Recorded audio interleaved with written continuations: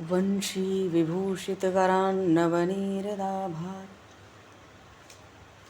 पीताम्बरादरुणबिम्बफलाधरोष्ठात् पूर्णेन्दुसुन्दरमुखादरविन्दनेत्रात् कृष्णात् परं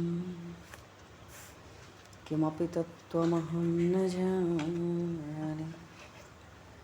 कृष्णात् परं किमपि तत्त्वमहं न जाने।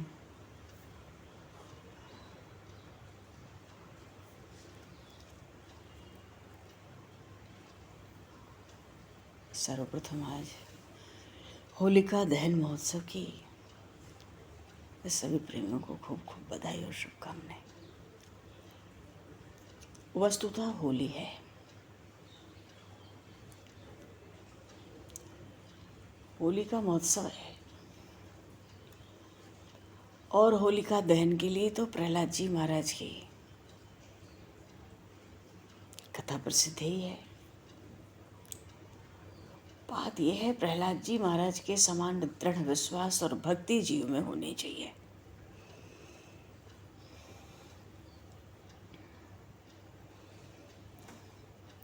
प्रहलाद जी का जैसे भगवान के नाम पर, भगवान के ऊपर दृढ़ विश्वास है, दृढ़ श्रद्धा है, ऐसे ही हम सबको भी वो भगवान में विश्वास कैसे उत्पन्न हो गए।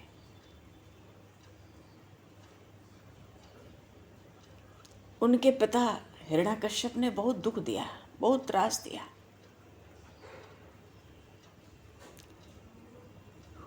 इन विपत्तियों में, इन संकट में प्रहलाद जी महाराज को जच गई। क्या जच गई? रक्षा करने वाला वो एक ही है, वो ही परमात्मा।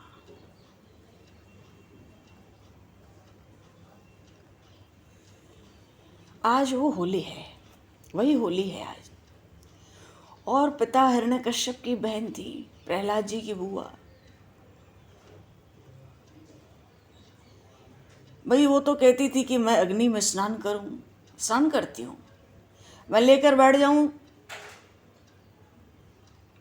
इस प्रहलाद को, आपका शत्रु ही हो गया है, मैं इसको अपनी गोद में लेकर बैठ जाऊं। प्रहलाद जी को गोद में लेकर बैठ गई।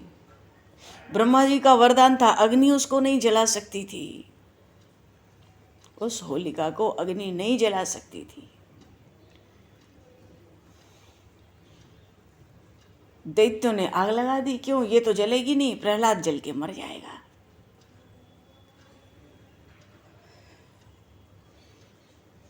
हिरण्याकश्यप को लगा बहन ठीक कह रही है, ये मेरा शत्रु, पुत्र के रूप में शत्रु, ये जल के मर जाएगा, इसका तो बाल भी बांका नहीं होगा, ब्रह्मा जी का वरदान है, इसको अग्नि का कोई ताप ही नहीं लगता।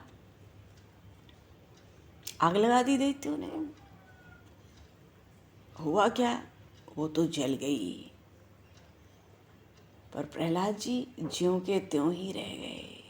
बोलिए श्री प्रहलाद जी महाराज की, श्री भक्त वत्सल भगवान की जय।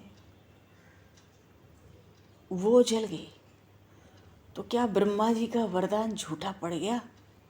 होलिका का दहन हो गया। कैसे हो गया? उसको तो ब्रह्मा जी का वरदान था। क्या ब्रह्मा जी का, सृष्टिकर्ता का वरदान झूठा पड़ गया? नहीं। फिर कैसे जल गई वो? प्रहलाद जी नहीं जले, चलो ठीक है, भगवान में विश्वास था, भगवान ने रक्षा की। प्रश्न ये है कि वो कैसे जल गई? गोस्वामी जी ने श्री रामचरितमानस में कहा,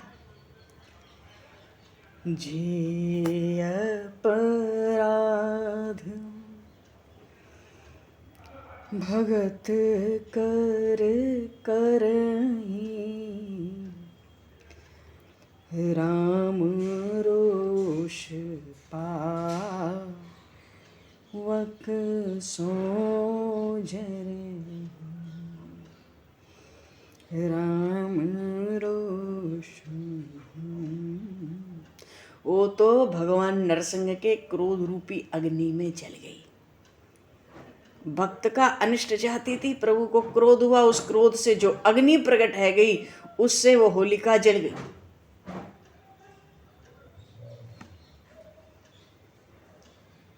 उससे वो होलिका जल गई।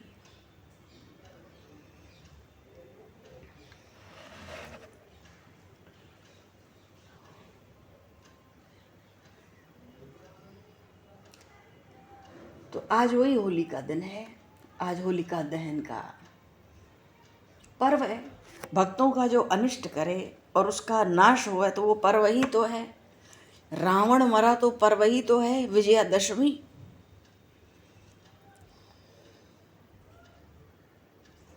लेकिन कहते हैं ना कि भाई आज के दिन प्रहलाद जी कष्ट में आए, अग्नि लगाई गई उनके लिए। तो वैष्णव समाज कहता है साधुओं का कि आज रसोई नहीं बनाएंगे, हम तो कल उत्सव मनाएंगे। आज चूल्हा घर में नहीं जलाएंगे, कल महोत्सव मनाएंगे। इसलिए कल बहुत बड़ा महोत्सव पूर्णिमा को मनाया जाता है। कल होली है। सभी श्रद्धालु भक्तों को, प्रेमियों को खूब खूब बधाई और शुभकामनाएं। इस कथा का संदेश ये है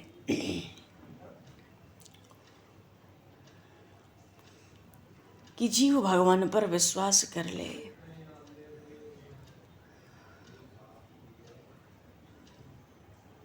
और कलयुग में प्रभु थोड़े सस्ते हो गए हैं, पहले से थोड़े में ही पास कर देते हैं। विश्वास कर लें तो सब काम बन जाए, जबरदस्ती कृपा करते हैं।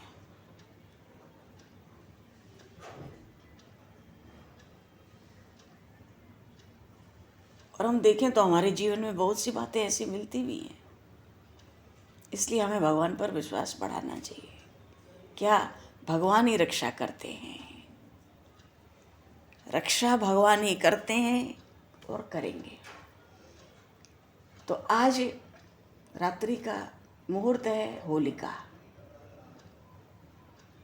उस समय होलिका दहन होता है। होलिका मर गई और प्रहलाद जी बच गए। कितनी भारी। प्रहलाद जी महाराज का दृढ़ विश्वास था कि परमात्मा सब जगह कण कण में व्याप्त है। वो कहाँ नहीं है, किस जगह नहीं है। हिरण्यकश्यप ने पूछा प्रहलाद जी से कि तेरा भगवान कहाँ है, बता। तो प्रहलाद जी कहते हैं पिताजी कहाँ नहीं है, वो आप बताओ। आप कोई ऐसी बात बताओ जहाँ भगवान नहीं है।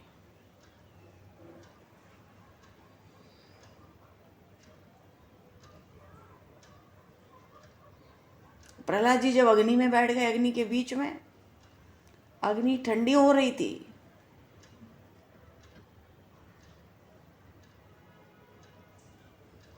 तो कहाँ नहीं है, सब जगह कड़कड़ में है। पीछे तो खंबे में भी बताया, तभी वो चढ़ गया, बहुत क्रोधित हो गया। खंबे में भगवान है, हाँ तो मेरे तलवार की खंबे के, मानो मेरे तलवार से टकराए फिर खंबे का भगवान। उसी समय नरसिंह भगवान प्रकट हुए थे। बोलिए श्री नरसिंह भगवान की जय।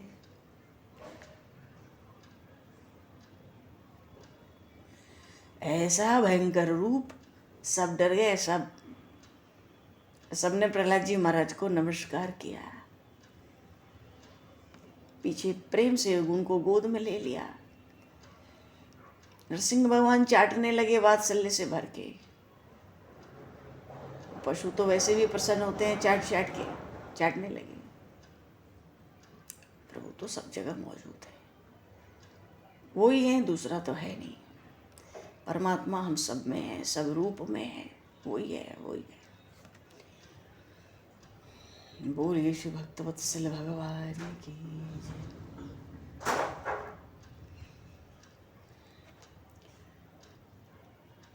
बोलिए श्री नंद नंदन श्याम सुंदर भगवान की।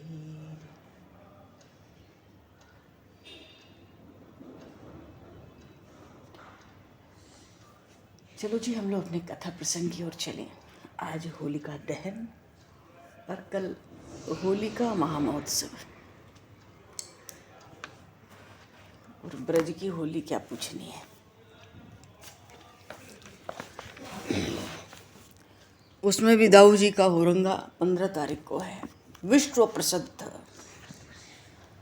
दाऊ जी की होली, उसको यहाँ दाऊ जी का हुरंगा कहते हैं। भगवान श्री कृष्ण ने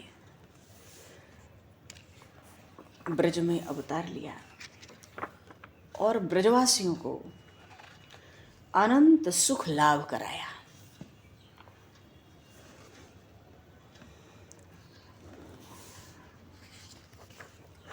बात यह है, देव ऋषि नारद हैं बड़े अद्भुत। ऐसा कोई नहीं जो देव ऋषि नारद की दया का पात्र न हो सके। किसी के लिए भी इतनी दया दुर्लभ नहीं है। जो शनि ग्रह है ना, वो भी सोचते हैं कभी कभी तो मुझ जैसे क्रूर ग्रह पर भी कृपा करते हैं। वो कल मेरे पास आए थे, शनिदेव कह रहे हैं, शनि ग्रह है, मुझसे कहते थे हे सूर्य नंदन, तुम्हें स्मरण है कि नहीं, तुम्हारी छोटी बहन यमुना जिनको प्राप्त करने के लिए तपस्या में लगी हैं, वो इन दिनों ब्रज में बाल क्रीड़ा करते हैं। शनिदेव ने कहा हाँ हाँ स्मरण है उन भगवान का मुझे। मेरे जैसे अशुभ ग्रह को भी सौभाग्य मिलेगा, मैं भी उनका रिश्ते में कुछ कहलाऊंगा उन सर्वेश्वर का। देव ऋषि नारद ने पूछा कि रिश्ते में कहलाएगा ठीक है, कुछ सेवा करनी है। अरे अहोभाग्य कोई अवसर मिल जाए तो, हिचकते हुए शनिदेव ने कहा अरे अभी तो वो शिशु हैं और तुम शनि ग्रह हो, 16 वर्ष की आयु तक तो तुम्हारा प्रभाव पड़ता ही नहीं बच्चों पर। तो शनि ग्रह कुछ सुंदर योग भी देता तो क्या देता। अच्छा तुम कल ये करो कि कल शाम को वृंदावन में एक स्थान पर अपनी दृष्टि रखो। देव ऋषि नारद ने हंस के शनिदेव से कहा यही करो, कल के दिन दृष्टि रखो एक जगह और वहीं दृष्टि बना के रखो। चौंक गए शनिदेव, चौंक गए, मेरी दृष्टि और वृंदावन में,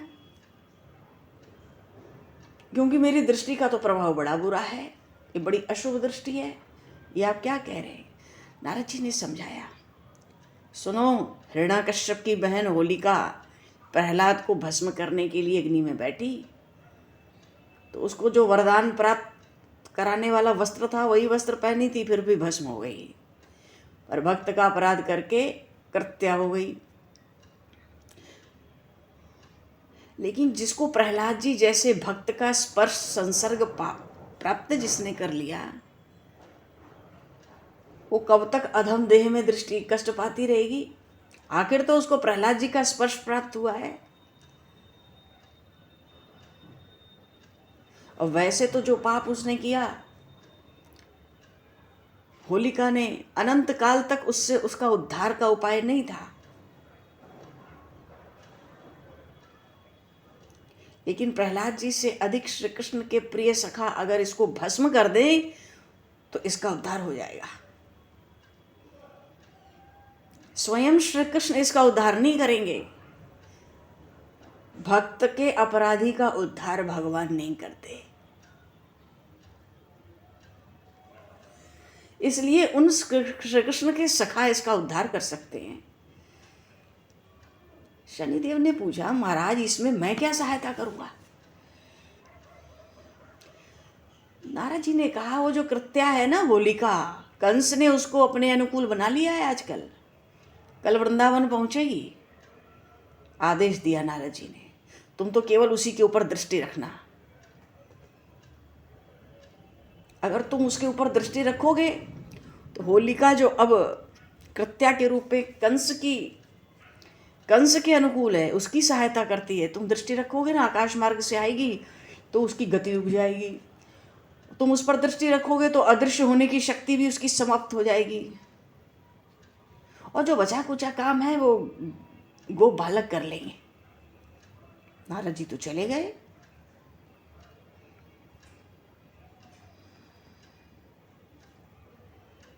और ब्रज की धरा उन श्री कृष्ण से सुशोभित है और वो श्याम सुंदर जिस हृदय में है, शनि ग्रह सदा ही उनके अनुकूल रहेगा। तो ब्रज के दर्शन में कहीं से बाधा दिखी नहीं। जब बल मिल गया नारद जी का, शनिदेव को कोई बाधा नहीं दिखी। और नंदगांव बरसाने सब भाई महोत्सव की तैयारी में सुन चुके थे। शनि ग्रह दृष्टि नहीं उठा सकते थे नंदगांव बरसाना की ओर, उनको तो आकाश की ओर दृष्टि उठानी थी बस, कि जो आ रही है कृत्या उसका प्रभाव नष्ट हो जाए। सावधान होकर आकाश की ओर लगे हैं।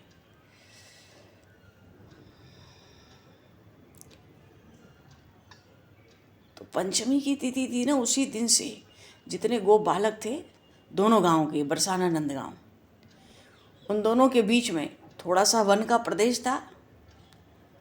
सूखे वृक्षों को इकट्ठा करके वहाँ आकर के सूखे सूखे लताओं को, वृक्षों को वहाँ रखते चले जाते और कीर्तन करते थे 5 दिन। पंचमी से ही बहुत दिन से तैयारी चल रही थी। तो कीर्तन करते, नरहरि नखलाल प्रहलाद प्रतिपाल, नरहरि नखलाल प्रहलाद प्रतिपाल। नख से ही तो फाड़ दिया था।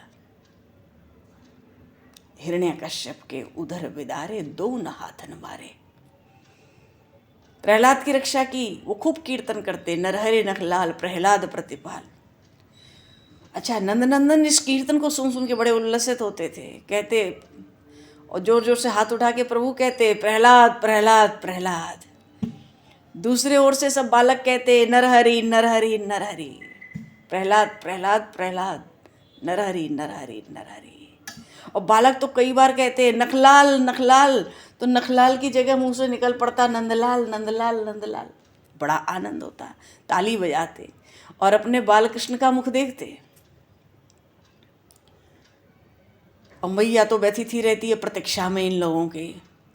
सुकुमार हैं, न जाने कितनी देर करते हैं वन में, कोई उपाय नहीं दिखता, करें क्या। उत्सव मनाते हैं तो आते नहीं हैं, गाते हैं, उछलते हैं, नरहरि नखलाल प्रहलाद प्रतिपाल, कोलाहल करते हैं। इतने शोर में आवाज़ भी नहीं पहुंचती। किसी को भेजो सेवक को तो बात भी नहीं मानते, आते भी नहीं लौट के जल्दी।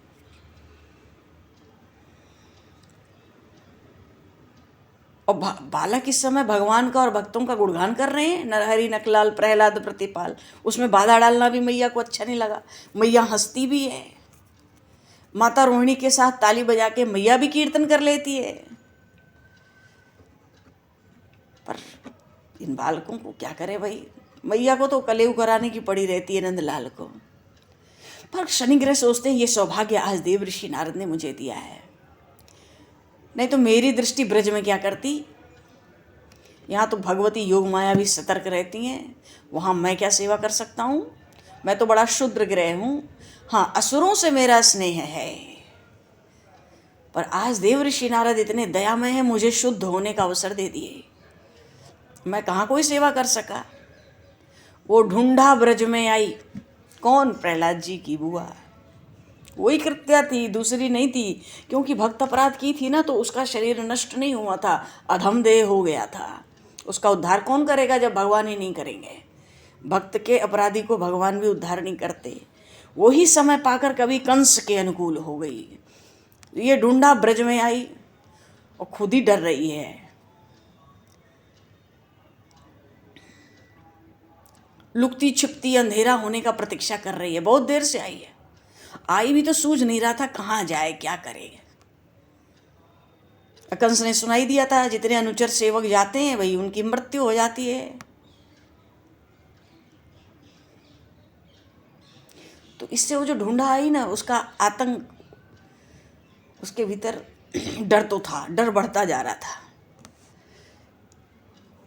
हालांकि कंस ने डराने के लिए नहीं सुनाया था, उसको सावधान रहने के लिए सुनाया था कि जितने जाते हैं कोई लौट के नहीं आते।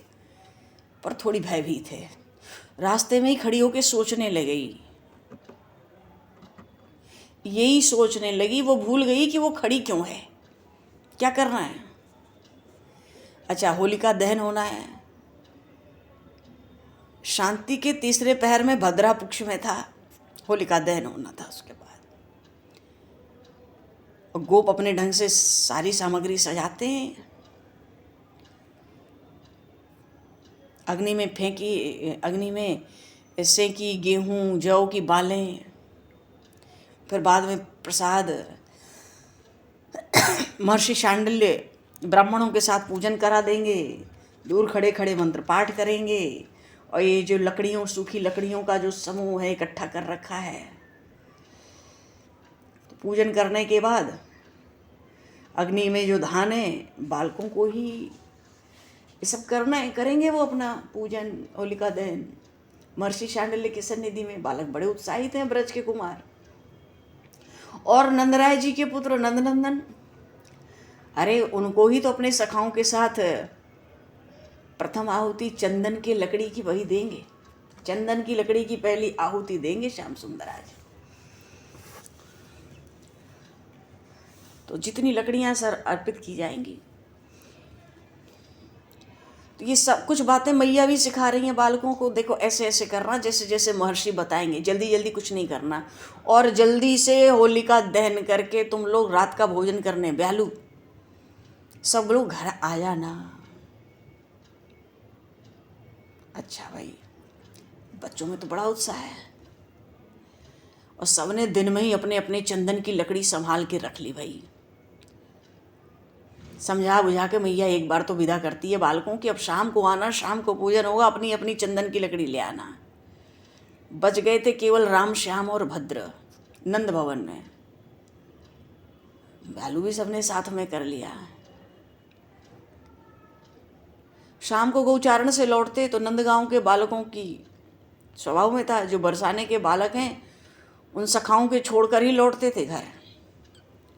पर क्या करे, आज मार्ग में बरसाने की ओर जाते थे, वो ढूंढा खड़ी थी, धीरे धीरे आगे बढ़ रही थी। लेकिन जैसे ही गोप बालकों को देखी ना, इसके चरण स्थिर हो गए, इसका पैर ही नहीं बढ़ा।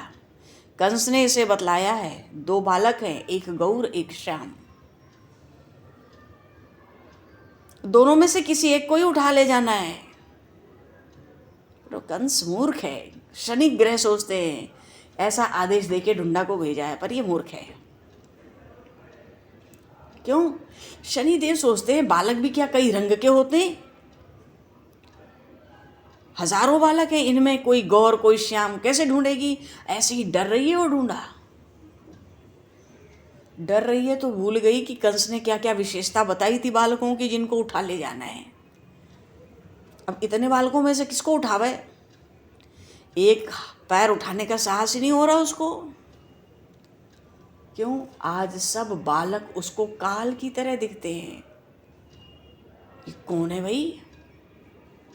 बरूथप पे दृष्टि पड़ी, चौंक गया बरूथप, सोचा ढूंढा को देख के ये कौन है। विशाल ने बरूथप से धीरे से कहा, ये राक्षसी है, देख पर्वताकार शरीर है, काजल की तरह काली है, नेत्र इसके जल रहे हैं, इसकी दाढ़ें कैसी चमकीली हैं, बाल कैसे लाल लाल खुले हैं, लाल लाल है, रात को ठीक से दिख नहीं रही है। इसका आकार तो ये बता रहा है कि ये राक्षसी है। तो तोक ने मुंह पीछे करके कन्हैया को पुकारने का प्रयत्न किया। कन्हैया, धीरे से तोक ने कन्हैया बोलना चाहा, तब तक तेजस्वी ने उसके मुंह पे हाथ धर दिया। क्यों? अरे कन्हैया, बलदाऊ भद्र अब सब शैया पर होंगे, हम सब क्या कोई दुर्बल हैं? चल इसको ललकार के पुकार के दौड़ाते, इसे तो मैं ही मार दूंगा। राक्षसों में शक्ति ही तो होती है, कन्हैया मार देता है। यही है, मधुमंगल तो अपना पांडित्य प्रकट किया। पंडिताई क्या, यही प्रहलाद को जलाने वाली राक्षसी है। राक्षस मर के फिर जी जाते हैं, यही होलिका है, देखो यहां आ गई। सुबल ने कहा कि ओ मधुमंगल, तू भागकर अपने घर के पास से अग्नि लाएगा, हम सब दारी को फिर इसको जला देंगे। दादा, तू बरूथप के पीछे से घूमकर घेर तो इसे, अब ये भाग नहीं न पावे। हमेशा कन्हैया मारता है, आज इसको हम मारेंगे घेर के। कन्हैया आज विश्राम कर रहा है, करने दे। और सुबल की बात सुनता मधुमंगल दौड़ा अग्नि लेने के लिए। और श्रीधामा छोटे भाई सुबल की सलाह के अनुसार गली से पीछे पहुंचने को घूमा तो बालकों का बड़ा समूह उसके साथ हो गया। वो जो ढूंढा थी ना, बालकों को देख के पीछे पलटी कि भाग जाए, क्योंकि बहुत थे। और ये वो भूल गई कि कंस ने क्या विशेषता बताई थी, किसको उठाकर उड़ जाना है मुझे। और शनिदेव सब देख रहे हैं। इतने बालक देख के तो घबरा तो पता नहीं क्यों पहले से ही रही थी। कंस ने कुछ ज़्यादा ही इसको समझा दिया, कोई लौटा ही नहीं। और जब से प्रहलाद जी को जलाई थी बहुत कष्ट पाई थी, ये बहुत कष्ट पाई थी। इसका उद्धार होता नहीं था। ये वैसे भी डरती थी, अनायास किसी को कष्ट देने में अब इसको डर होता था। चलो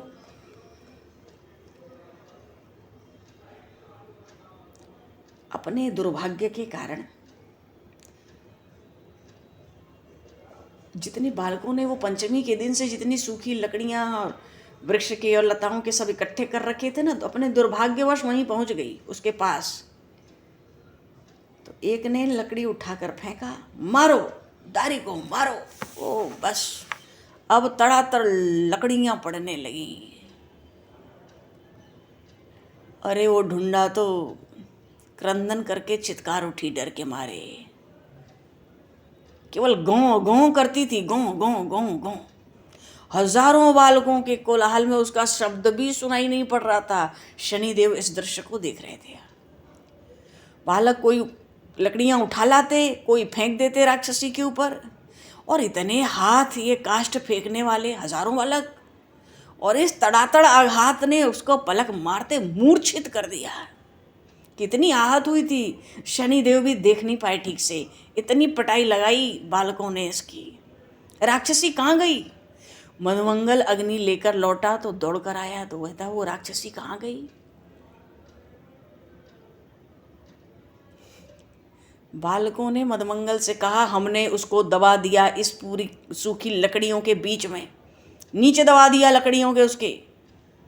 और पूरी ये तो पर्वताकार खुदी है, इसके ऊपर सारी लकड़ियां आप फेंक दो और कई स्थानों से चारों ओर से एक साथ अग्नि लगा दो। गोप दौड़े। सबने समझा कि बालकों ने भाई होलिका दहन में शीघ्रता कर दी। मैया तो बोली थी भाई महर्षि शंडल लाएंगे, पूजन होगा तब सब होगा।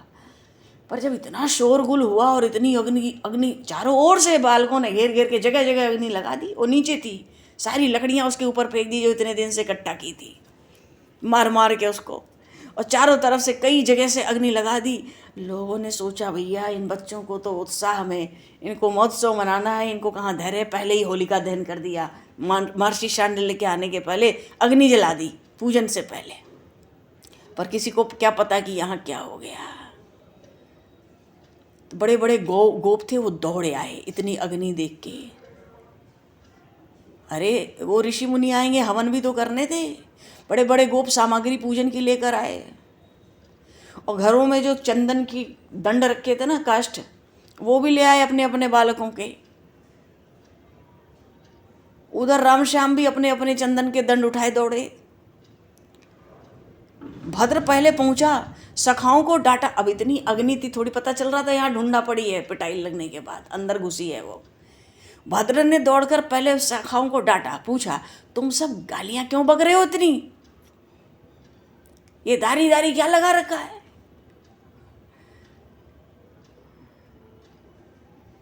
तो उस होलिका को ये ब्रजवासी बालक गालियां देते। भद्र से चिल्लाकर कहते हैं दारी राक्षसी आई थी, वो प्रहलाद को जलाने वाली होलिका वही आई थी, उसी को गालियां बक रहे थे। और फिर कीर्तन शुरू कर दिया, नरहरि नखलाल प्रहलाद प्रतिपाल, नरहरि नखलाल प्रहलाद प्रतिपाल, नरहरि नखलाल प्रहलाद प्रतिपाल। बीच बीच में कीर्तन कर रहे हैं। मधुमंगल कहता है हमने उसे फूंक दिया। बड़े बड़े गोप थे, जब सुने कि राक्षसी, चौंक गए। राक्षसी कहाँ से आ गई रात में? कैसी राक्षसी? आशंका होने लगी गोपों को। बालक उत्साह में थे, बतलाने लगे कितनी भारी राक्षसी थी, उसको हमने फूंक दिया। महर्षि शांडिल्य अपने आप आ गए, कहते हैं वह ढूंढा थी। केवल 3 शिष्यों के साथ आए महर्षि शांडिल्य, वो ढूंढा थी। नंद बाबा को आश्वासन दिया,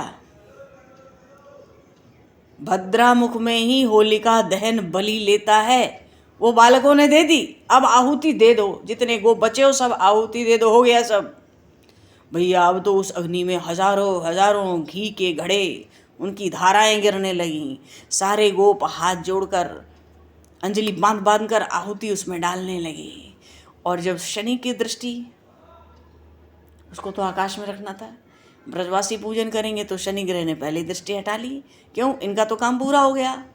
बात यह है कि इस शनि ग्रह की दृष्टि के कारण ही होलिका का जो अपना बल था, अपनी शक्ति, अपनी माया, वो सब ब्रज में उसका कुछ चला ही नहीं, और गोप सखाओं ने ही उसको निपटा दिया। कन्हैया को इस बार आने की जरूरत नहीं पड़ी। कन्हैया के हाथों ये उचित भी तो नहीं था, इसलिए देव ऋषि नारद ने शनि ग्रह को समझा बुझाकर पहले ही भेजा, तू तो केवल उस पर दृष्टि रखना कि उसकी कोई शक्ति, उसकी कोई माया, उसके अदृश्य रहने की शक्ति सबका लोप हो जाए। अब बाकी ये बाल सखा निपटा लेंगे उसको। बाकी जब उसमें कोई शक्ति माया बचेगी नहीं तो ये मार पीट के उसको ठीक कर देंगे। दृष्टि तो नहीं है गोप बालकों की तरफ, ब्रजवासियों की तरफ शनि ग्रह की, पर कान उधर लगाए हुए हैं। और राक्षसी का दहन हुआ शनि ग्रह की अशुभ दृष्टि पड़ने से। अब पता नहीं, उनको लगता है प्रभाव किसका पड़ा मालूम नहीं। सब बालक वहां आ गए थे। पहले तो उन्होंने आग को बड़े लकुट में लेकर कुछ अच्छा, किसी किसी को ये लगता था कि भाई भीतर ये राक्षसी है, कहीं अभी जीवित तो नहीं बची है, कहीं भीतर भग तो नहीं गई, कहीं वो राक्षसी माया के कारण अदृश्य तो नहीं हो गई। लेकिन बीच बीच में अपने लकुटों से नीचे डाल डाल कर देखते कि कुछ है कि नहीं, तो उसके शरीर के कोई कोई अंग प्रत्यंग मालूम पड़ते, नहीं इसके भीतर ये कहीं भगी नहीं है। इतनी लकड़ियाँ पड़ी, इतना अन्न पड़ा, इतना घी पड़ा, कई दिनों तक जलेगा भाई, केवल आज की बात नहीं है ये। हाँ, ये ब्रज में होलिका दहन बालकों ने मनाया, कई दिनों चला। फिर श्याम सुंदर ने जब राख ठंडी हो गई, शीतल हो गई, किनारे से थोड़ी भस्म उठाई और श्री दामा के मुख पर मल दिया पहले वो भस्म। और जहाँ भस्म मला की होली का उत्सव आरंभ हो गया। और उधर सब बालक उस राक्षसी को अपशब्द बक रहे थे। अब तो सब एक दूसरे के ऊपर भस्म उछालने लगे, मलने लगे। और फिर वो भस्म गोबर मिट्टी तक बढ़नी थी। फिर उसमें पानी मिल गया तो कीचड़ बन गई। मानो इस प्रकार होलिका दहन से जो धूलि वंदन होता है,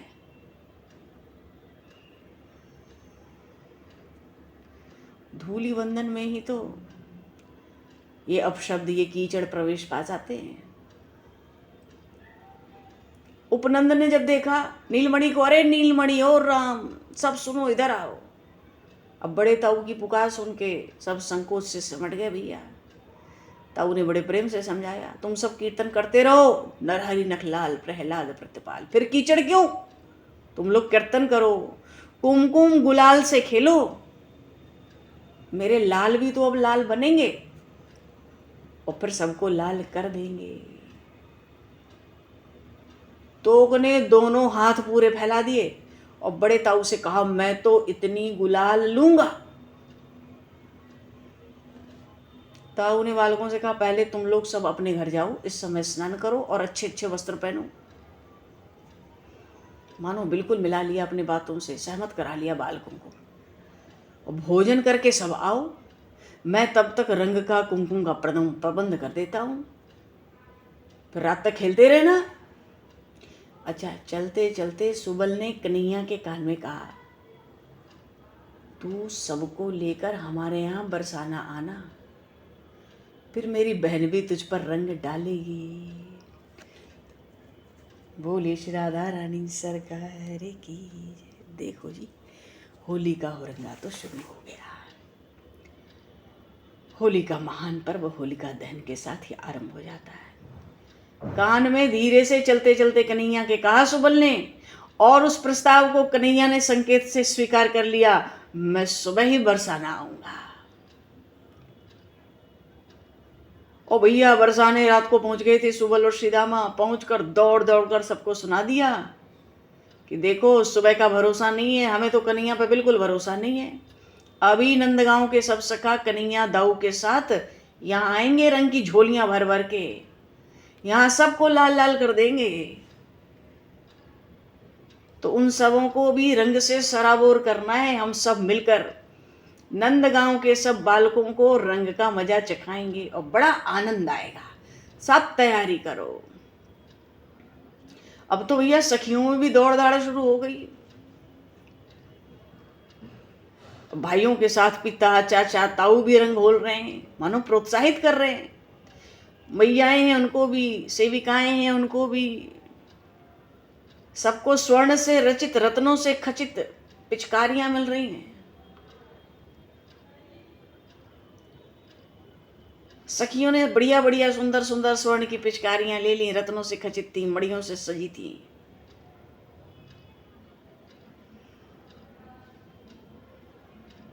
सब आनंद क्रीड़ा करने के लिए तैयार है। और अब तो रंगोत्सव आरंभ हो गया। अब तो अनेकों ने परिहास चलने लगे। अब कितने दिन ये चलेगा, इस बात की कोई गणना नहीं है। शनि देव बड़े प्रसन्न हुए, कान से सब बात सुनते हैं, दृष्टि नहीं डालते। आंख बंद करके ब्रज में खड़े हैं। क्यों? दृष्टि का प्रभाव बड़ा बुरा है, बड़ी अशुभ दृष्टि है मेरी, इसलिए नहीं डालते हैं। कान से सब सुनते हैं कि इस रंगोत्सव का आनंद होलिका के बाद तुरंत हो गया। और हुआ भी यही। रात को ही बरसाने पहुंचकर ये नंदगांव के सब बालक झोली भर भर के गुलाल ले गए थे। और भैया वहाँ तो जो रंग हुआ, वृषभानु बाबा ने किसी तरह थोड़ी शांति कराई है, कह के कि भाई बहुत रात्रि है, अब सुबह सुबह आ जाना भोर में ही खेलने के लिए। सब बालकों को, सखियों को, श्याम सुंदर को, श्री को बड़ा आनंद हुआ। कीर्ति मैया को बड़ा आनंद, को मिठाई गुजिया लड्डू पकौड़े खवाती है, मालपुए बनते हैं और बढ़िया बढ़िया पकवान बना बना कर सब पाते हैं, पवाते हैं और रंगोत्सव का आरंभ करते हैं। बोलिए श्री भक्तवत्सल भगवान की, श्री नंद नंदन श्याम सुंदर भगवान की, श्यावर रामचंद्र भगवान की, श्री गौरी शंकर भगवान की, श्री हनुमान जी महाराज की जय। सब संतन की जय, सब भक्तन की जय, सतगुरुदेव भगवान की जय। भगवान समय को दृष्टिगत करते हुए आज यहीं पर वाणी को विराम। वाक्य पुष्पांजलि प्रभु के श्री चरणों में सादर समर्पित, और आप सभी को भी यथा योग्य जय श्री राम, जय जय श्री राधे, हरि शरणम। एक बार फिर से आप सभी को होली के इस रंगोत्सव की बहुत बहुत बधाई और शुभकामनाएं। जय भगवान। जय जय श्री राधे श्याम।